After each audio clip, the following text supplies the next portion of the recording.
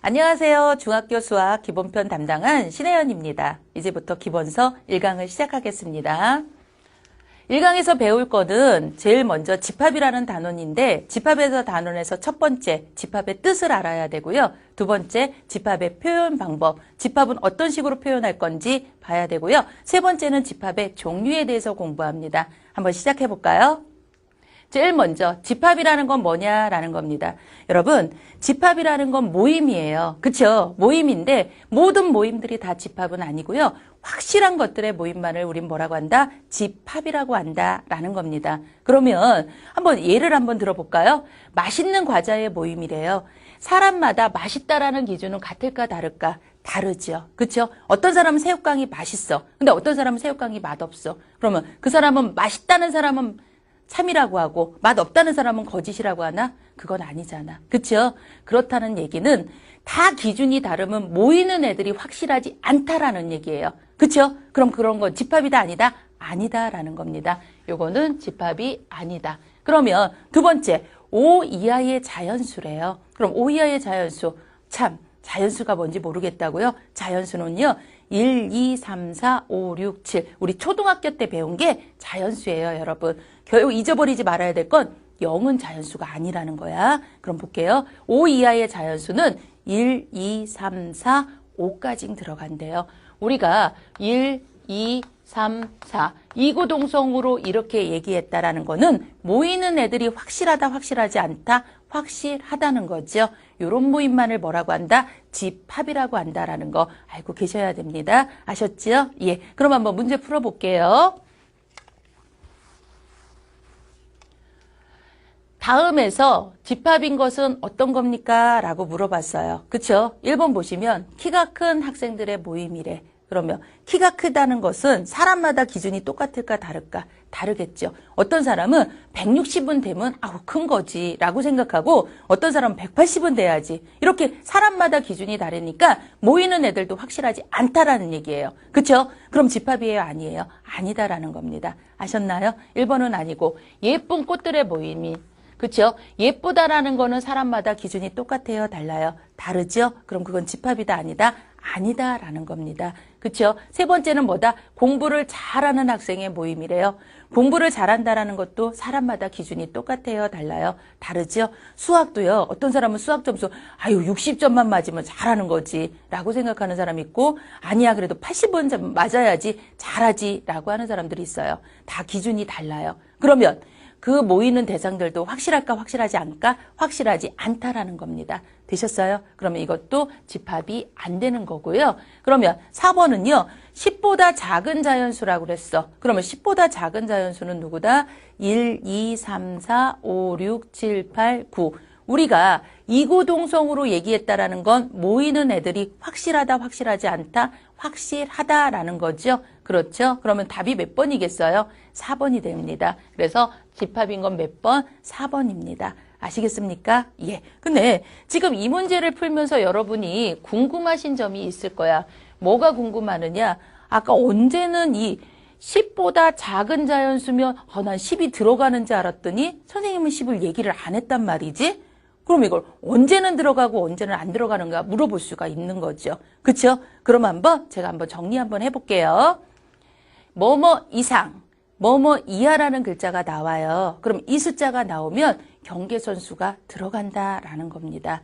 이거 확실히 알아두셔야 돼. 그럼 한번 볼게요. 5 이상의 자연수래. 그러면 이상이라는 글자가 있어. 그러면 이 경계수 5가 들어간다 안 들어간다? 들어간다라는 거예요. 그럼 5, 6, 7, 8, 9 이렇게 계속 한없이 나가겠죠. 그쵸? 그렇게 된다는 거. 그러면 요거 3 이하의 자연수의 모임이래. 이하라는 글자가 있어. 그러면 이것도 경계선수가 들어간다 안 들어간다? 들어간다라는 거죠. 그럼 누구누구 1, 2, 3까지 들어간다라는 거예요. 아시겠나요? 뭐뭐 이상 뭐뭐 이하에는 경계선수가 들어간다 안 들어간다? 들어간다라는 거. 근데 그럼 언제는 안 들어가요? 물어보실 수 있어요. 그러면 뭐뭐보다 크다 또는 뭐뭐보다 작다라는 말이 있으면 항상 경계선수가 들어가지 않습니다. 한번 보세요. 5보다 작은 자연수래. 그러면 5가 경계선수지요? 5보다 작다라고 하면 5라는 숫자가 안 들어가고 1, 2, 3, 4까지만 들어가는 거래요, 여러분. 되셨나요? 예. 두 번째, 3보다 큰 자연수래요. 뭐뭐보다 큰이래. 그쵸? 그러면 이 경계수가 들어간다, 안 들어간다? 안 들어간다. 그럼 누구서부터 들어간다? 4, 5, 6, 7. 이런 식으로 들어간다라는 얘기입니다. 아시겠습니까? 예. 뭐뭐 이상, 뭐뭐 이하에는 그 숫자가 들어가고 뭐뭐보다 크다, 뭐뭐보다 작다에는 들어간다, 안 들어간다? 들어가지 않는다. 이거 꼭 알아놓으세요. 이게 하나의 미천이에요, 우리. 그러면 한번 봅니다. 여기 보시면 그럼 제가 한번 문제 한번 내볼게요. 뭐냐? 그러면 3인보다 잠깐만요. 10보다라고 하자. 10보다 4보다 작은 뭐다? 자연수라고 그랬어. 그러면 4보다 작은 자연수는 누굴까? 1, 2, 3. 그러면 뭐뭐보다 작다라면 그 숫자가 들어간다고 그랬어요? 안 들어간다고 그랬어요? 안 들어간다고 그랬죠? 그럼 요까지 들어가는 거 맞고요. 그러면 이걸 집합으로 얘기한다면 집합이에요? 아니에요? 집합이죠? 모이는 애들이 확실하잖아. 그쵸? 그럼 이건 집합이라고 했어. 그쵸? 근데 이렇게 놓으면 집합인지 우리가 모르죠? 그래서 우리가 가로라는 걸 만들어요. 중가로를 요 집합에서는 집합가로라고 합니다. 이렇게 표시하면 이게 바로 뭐다? 집합이 되는 거예요. 아시겠나요? 그러면 선생님 이걸 이루는 하나하나의 뭐라고 하나요? 물어보실 수 있죠? 그럼 그 다음 한번 볼게요. 원소라고 해요. 원소라는 게 뭐냐라고 한다면 집합을 이루는 하나하나의 뭐한다? 대상을 말해요. 우리 반 전체가 하나의 집합이라면 여러분 한 분이 바로 뭐가 된다? 원소가 되는 거래요. 아시겠습니까? 근데 이 원소를 쓸 때요, 여러분 숫자만 들어가는 게 아니라 문자도 사용을 한대요. 그 문자에는 뭐 한다? 뭐 기억, 니은 그런 거 쓰는 게 아니라 알파벳을 사용을 해요. 알파벳에는 근데 뭐하고 뭐가 있죠? 대문자하고 소문자가 있다라는 거야. 그 쓰임새가 다른데 어디 한번 볼게요. 알파벳의 사용. 대문자는 대자가 무슨 대자예요? 큰 대자죠? 큰 대자는 이건 뭐를 나타내냐면 집합을 나타낼 때 우리가 사용합니다. 그래서 뭐냐? 누구누구 A, B, C. 우리는 A, B, C까지만 써. D, E, F 안 써요, 여러분. 이렇게 된다는 거. 그럼 얘네들을 뭐를 나타낼 때 쓴다? 집합. 그러면 소문자는 뭐를 나타낼 때 쓰냐라고 한다면 원소예요. 소자가 바로 뭐다? 작을 소자. 그래서 원소를 나타낼 때 쓰는 게 소문자라는 거.